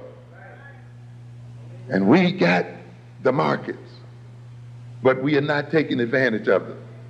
We've gotten ourselves in a situation where we are locked out of other people's markets, and we permit them into our own, such that we are locked out of our own market. And then we wonder why we suffer the way we do. It is not because we are poor. If we were that poor and impoverished, then why did those people come to us to earn their living and their wealth? It means then we must be a wealthy people. I was looking over here at a recent report. You see, we have, as a people, everything that it needs to make a nation. We have telephones, fax machines, computers, highways, bridges, riverways, waterways, trucks, everything that many nations in the world, in fact, the vast majority of nations in the world, wish that they had available to them what the African American nation has available to it. They wish they had the highways. They wish they had the trucks. They wish they had the trains. They wish they had the ships. They wish they had the computers, the telephones, and all of those kinds of things that you can just pick up and dial right away, and they don't have to be routed through France or somewhere else. The lights don't go off at 2 o'clock every day or just flip on and off. You got it all here. Then why then are we not better off than we are? Because it is not enough. As I told you earlier, it is not enough to have gold in your soil, or oil in your soil, or diamonds in your soil. You must have a consciousness. It is only with an appropriate consciousness that these things can be transformed and converted into what? Wealth and power, and can be used for the advancement of a people and the survival of a people. The same is true here then. You cannot just have telephones and faxes and this and that and not just have money in your pocket. That's not enough. You must have a consciousness that transforms those phones and transforms those faxes into a communications network that unites a people across regions and places and cities and becomes a basis for a system of distribution, a basis for uniting and creating a market from which one earns wealth to feed one's family and to stabilize one's social situation. But you can have all of these things, but if you don't have a sense of nation, if you don't have a group consciousness, if you do not identify yourself as a nation, then these are but so many instruments and becomes, as a matter of fact, the means by which we destroy ourselves. We're looking at the black buying power in America here, 1990 to 95. We got a report here called the Georgia Business and Economic Conditions, published here by the Selleck Center at the University of Georgia, titled Black Buying Power by Place of Residence, 1990 to 95. The second of a two-part analysis of buying power in specific markets. What are we talking about here? Is this published for us? No. What it's published for is for white folk. And it's telling them how much money black folk got. And it's telling them that the money black folk got is the difference between their success and their failure. It reads in part here, Georgia's African American population thus controls approximately 16 cents of each dollar in spending power. That is about $1 in 6 is spent by black consumers. How aware are we of the kind of power we have as African people? Clearly, they are a substantial economic force throughout the state. All right. But without a national consciousness, you don't recognize that. But they recognize it. They go on to say, for many of Georgia's businesses, the ability to capture black spending can make the difference between success and failure. They're putting it right in your face. If black spending power, if black spending can make the difference between the success and failure of Georgia businesses, and we're talking about what? White folks' businesses, that means black folk got what? Power. Because power is about what? The ability to succeed or to bring about what? Failure. And when somebody else's success or failure depends on your own behavior, then you have what? Power. New York State, the largest black market in the world, the largest black market in the world and the largest black market in this country. How much money are we worth?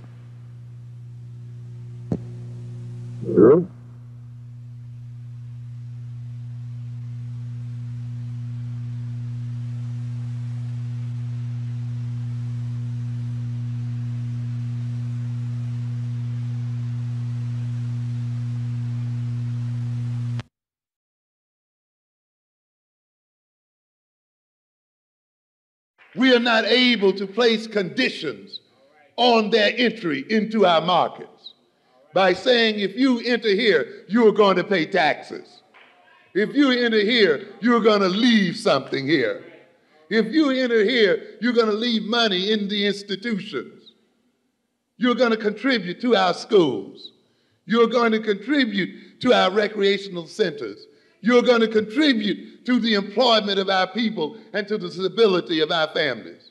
If you cannot contribute to these things, if you cannot create jobs, if you cannot contribute to the education of our people, then we cannot permit you to operate within our borders. This is the way a nation runs. You don't let another people walk in and have their way and walk out and leave you impoverished as a people in the name of a free market. There's no such thing as a free market. Yeah, that's white folks' propaganda. free and open market. No free market. They forced people into that market. Castro was not free to say, I don't want to be a part of it. When he said, I don't want to be a part of it, they did what? Embargoed him and locked him out. The Japanese in the early part of the century said, we don't want to be a part of your market. What did the United States do? Sent Admiral Perry in there and blasted those markets open. What free markets do you have there? There are no such things as free markets. And when you learn that, you're going to be the better for it. And we got the markets, but we are not taking advantage of them. We've gotten ourselves in a situation where we are locked out of other people's markets and we permit them into our own, such that we are locked out of our own market. And then we wonder why we suffer the way we do. It is not because we are poor. If we were that poor and impoverished, then why do those people come to us to earn their living and their wealth?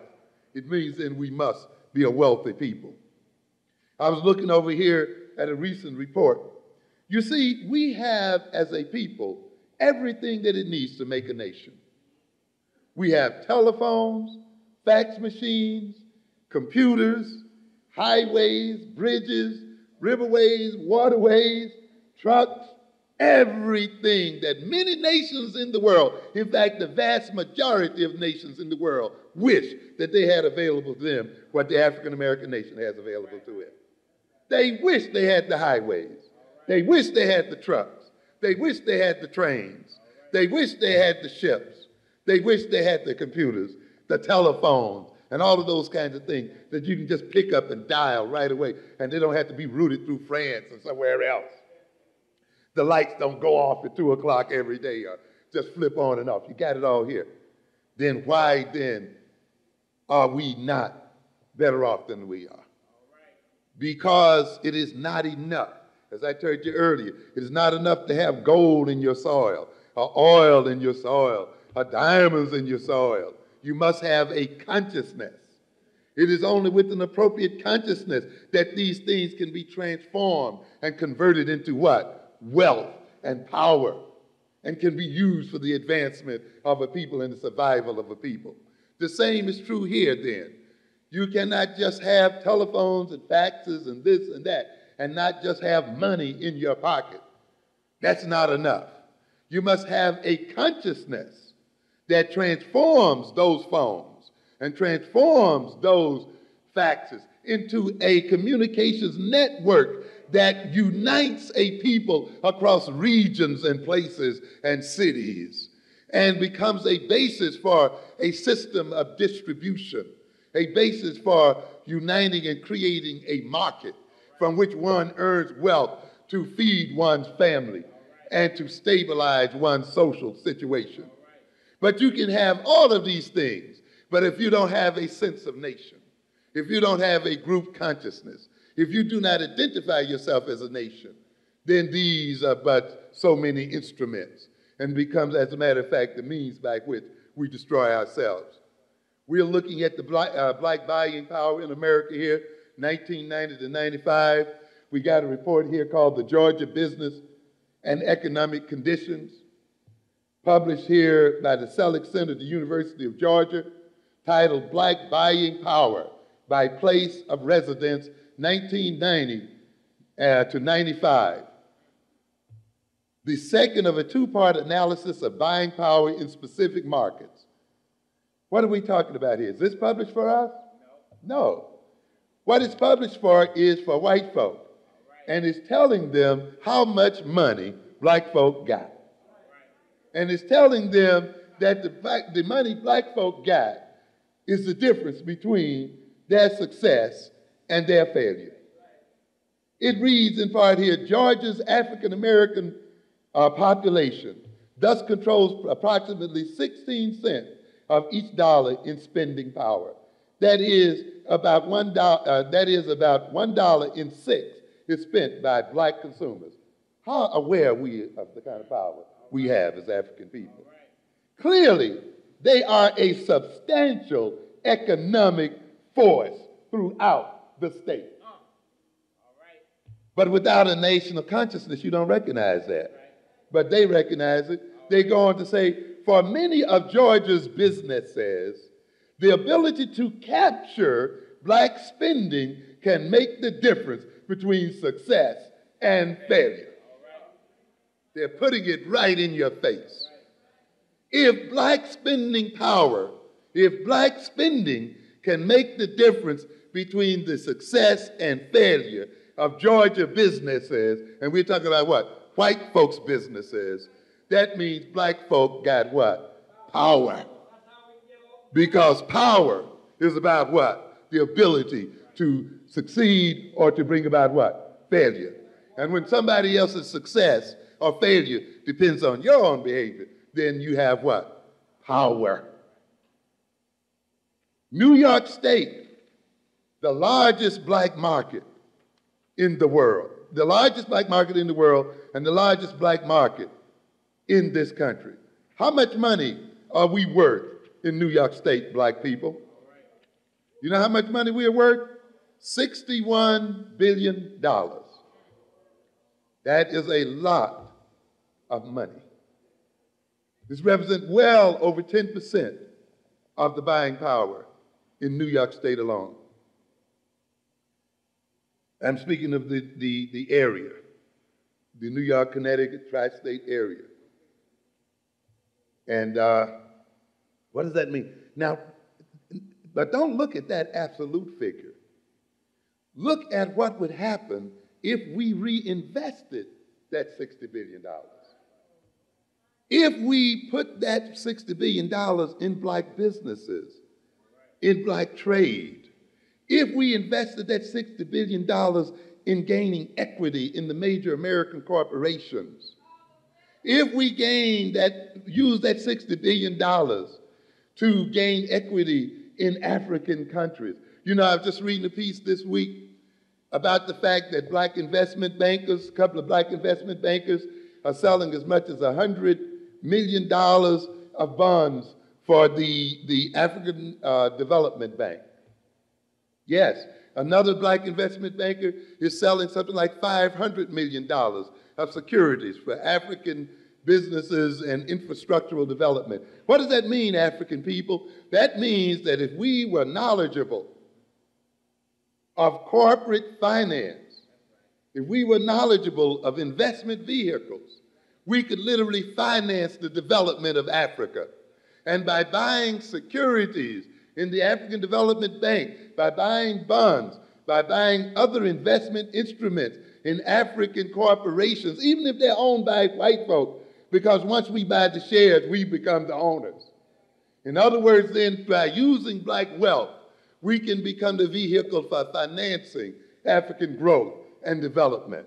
And by using our own wealth and financing our own businesses, developing our own economic system, we would multiply our wealth, and we would not only be then worth $400 billion, we'd be worth $800 billion or more, and we would go stronger. And the stronger we grow, the more others would depend upon how we spend in order to survive, and to that degree, we will gain power over them. If tomorrow we decided as African people to build co-op supermarkets across this country, and we can do it, so that we can sell our people grocery and food at below wholesale prices. If we decided, using our church organizations as a means for sponsoring these co-op food markets across the country so that we can open them literally simultaneously, and centered then the buying power for all of those co-op centers in a way that then we would have billions of dollars to spend with the suppliers of food. We could then manipulate those producers in terms of the buying power that we have. We can begin then to place our people on their boards. We can begin then to have real and substantial power in America. We have it in our hands, but you got to think of it as nation. It becomes interesting, by the way, if you study this particular breakdown of black spending in Georgia, and I wish we would get these breakdowns across the country. You see, when you become a state and a nation, you develop statistics. You see, and that's where statistics come from. It is the means by which a state and a nation gathers information about itself so that it can use that information to reorganize itself and to set itself up in ways to advance its interests. So once you become a nation, you become sensitive to the fact that you need a lot of information so that you can use this information. Now, when I read about the percentage of black buying power in Georgia by counties, something becomes very surprising. You note, for instance, that black buying power is as high as 25 and 26% in many of these counties. For instance, in Liberty County, Georgia, black buying power there is 22% of the total buying power. In Meriwether, 25%. Peach County, 25%. And you can just go on and on. In some of these counties, black buying power is as much as 45%, 35%. In other words, the black consumer has these counties by the balls. And they are able, if that buying power was to be coordinated and used, to have real impact and to transform the power relations of those societies and of those counties. They would be able, if they are buying half or 25% or 30% of what is being bought in those counties, to establish their own businesses and enterprises there. And they would be able to defend those businesses, enterprises, through the use of the boycott weapon. So what are we saying here then this evening, ladies and gentlemen? That African power is based on an African consciousness, based on an African-centered culture, based on an African-centered personality. And the degree to which our personalities and our culture are based on African values, based on African interests, based on African goals, to that degree we empower ourselves as Africans, and to that degree we escape the power of others over us. Thank you very much for your kindness.